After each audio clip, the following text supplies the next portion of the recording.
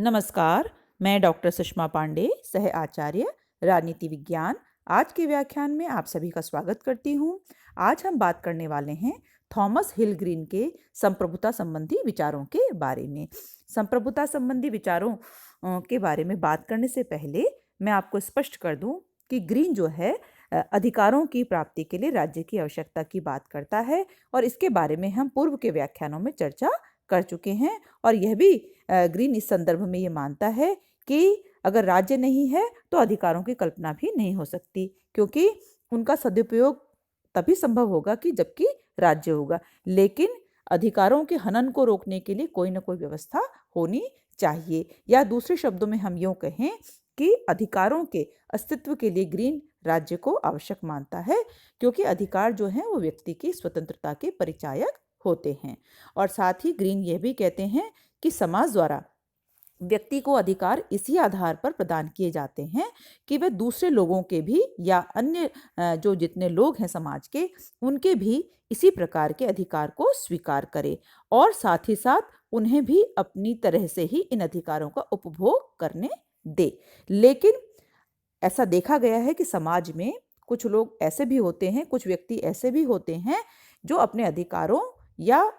कार्यों के दुरुपयोग द्वारा दूसरों के अधिकारों का हनन करते हैं। अतः ऐसे लोगों द्वारा दूसरों के अधिकारों के हनन को रोकने के लिए राज्य नामक संस्था की आवश्यकता होती है, क्योंकि कहीं ऐसा न हो कि यह दुरुपयोग की जो स्थिति है वो बढ़ जाए। तो इस अधिकारों के हनन को रोकने के लिए किसी एक ऐसी शक्ति की आवश्यकता महसूस होती है जो कि व्यक्ति के अधिकारों का संरक्षण कर सके। ऐसा ग्रीन का तर्क है। और ग्रीन यह भी कहता है कि राज्य अपनी जिस शक्ति का प्रयोग करके इस उद्देश्य को प्राप्त करना चाहता है और समाज में अधिकारों और कर्तव्यों की प्रणाली को बनाए रखना चाहता है, उसे ही हम संप्रभुता के नाम से पुकारते हैं। अर्थात ग्रीन जो है एक ऐसी शक्ति के रूप में संप्रभुता को मानता है जो कि समाज में अधिकारों और कर्तव्यों की प्रणाली को बनाकर रखती है और साथ ही साथ जिसका जो स्वरूप है बाध्यकारी होता है, यानी व्यक्ति के लिए उसके आदेशों का पालन करना जरूरी होता है। तो इस तरह से ग्रीन जो हैं संप्रभुता की अवधारणा को व्यक्ति के अधिकारों से जोड़ते हैं और साथ ही साथ उन अधिकारों के संरक्षण के लिए एक बाध्यकारी संस्था के रूप में राज्य की आवश्यकता को महसूस करते हैं। और राज्य को जो ताकत, जो शक्ति, जो सर्वोच्च स्वरूप दिया जाता है, उसके साथ ही वो कहीं ना कहीं संप्रभुता की अवधारणा की बात भी स्वीकार करते हैं। अब हम बात करेंगे कि वास्तव में ग्रीन के अनुसार संप्रभुता से क्या तात्पर्य है या संप्रभुता का निवास कहाँ पर होता है। जहाँ तक ग्रीन का तर्क है, उससे पहले हम यह जान लें कि इस संबंध में दो परस्पर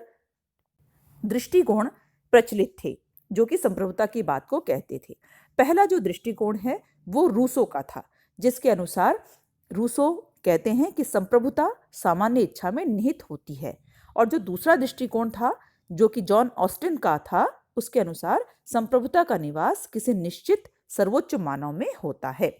तो संप्रभुता संबंधी ये जो दो विरोधी दृष्टिकोण हैं, इनसे ये ज्ञात होता है कि रूसो के अनुसार संप्रभुता का जो निवास है या उसका जो वास है वो जनता में है, जबकि ऑस्टिन के अनुसार जो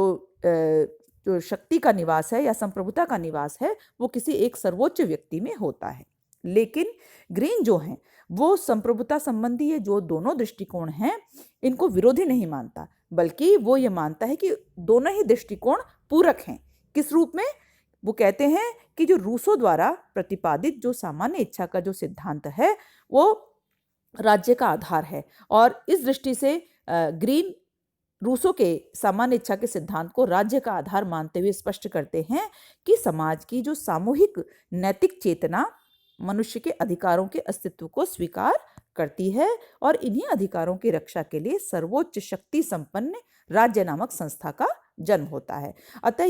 इस तर्क से ये सिद्ध होता है कि जो राज्य का अस्तित्व है वो सामान्य हित की अभिव्यक्ति करने वाली सामान्य इच्छा पर आधारित है। अर्थात राज्य की संप्रभुता का आधार समाज की सामान्य इच्छा है। दूसरी ओर ग्रीन जो है वो ऑस्टिन के जो संप्रभुता संबंधी सिद्धांत या उसकी अवधारणा को भी स्वीकार करते हैं और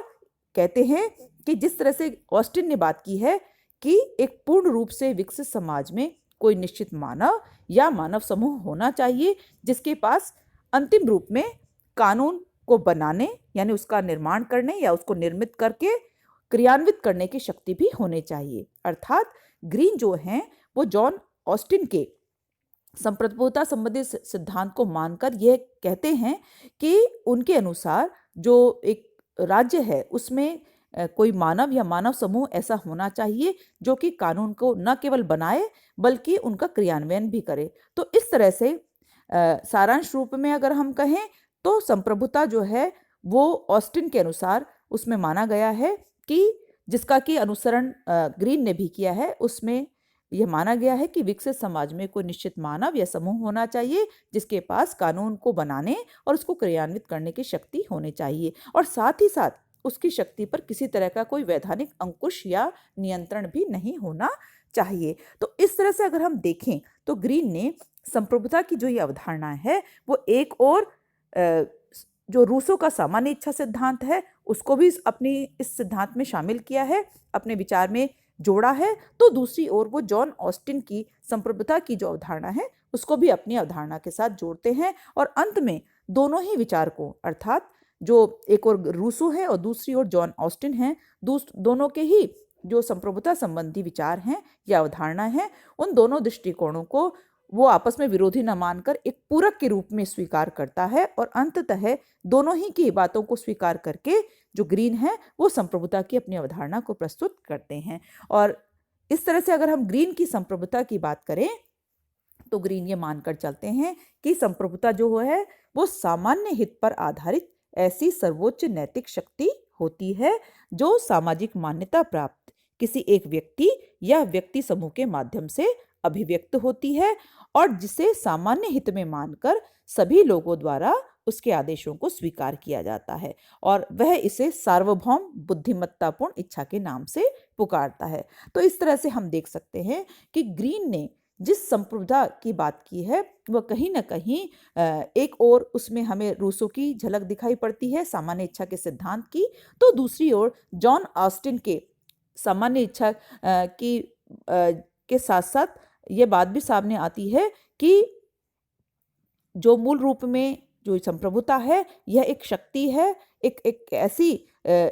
ऐसी ताकत है जो कि किसी निश्चित मानव या मानव समूह में होती है और वह न केवल कानून का निर्माण करता है बल्कि उसको क्रियान्वित करने के साथ अपना महत्वपूर्ण योगदान देता है और उसकी शक्ति पर किसी तरह का कोई कानूनी अंकुश या प्रतिबंध भी नहीं होता। तो अंत में हम ये कह सकते हैं सारांश रूप में कि जो ग्रीन की जो संप्रभुता है वह रूसो और जॉन ऑस्टिन के जो संप्रभुता संबंधी विचार हैं उनका मिश्रण है। उन दोनों को वो एक तरह से अपने विचारों में पूरक के रूप में स्वीकार करता है और ग्रीन इस रूप में संप्रभुता को जो है एक सर्वोच्च नैतिक शक्ति मानता है जो कि एक व्यक्ति या व्यक्ति समूह के माध्यम से अभिव्यक्त होती है और साथ ही साथ जिसे कि सामाजिक हित में मानकर सभी लोग उसके आदेशों को मानते हैं। तो इस तरह से हमने आज बात की कि ग्रीन ने संप्रभुता के संदर्भ में क्या कहा है या ग्रीन की जो संप्रभुता संबंधी अवधारणा क्या है। अगले व्याख्यान में हम एक नए विषय के साथ आपके साथ पुनः जुड़ेंगे। तब तक आप सभी का धन्यवाद।